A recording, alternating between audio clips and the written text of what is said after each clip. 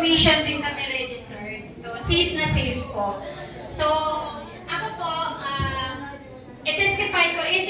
mag-testimony lang po ako about sa sarili ko. Kaya ko, sinishare din po to sa lahat. Ako kasi, mataas ang acid ko dati, uric acid. So, minsan nagka-heartburn po ako. Tapos, yung mga kasukasuan ko masakit. So, ito lang po yung ininom ko. Kaya naging okay po ako.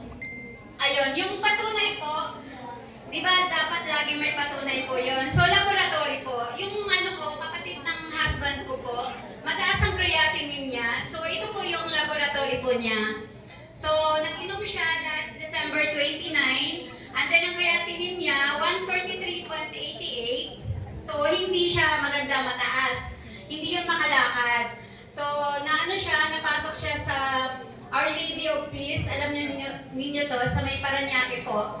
Yun. So, ang bill niya in 2 days, nasa 30,000. So, dahil December 29, holiday, so, ang nangyari, walang doktor. So, kinabukasan pa siya ni laboratory. And then, after laboratory,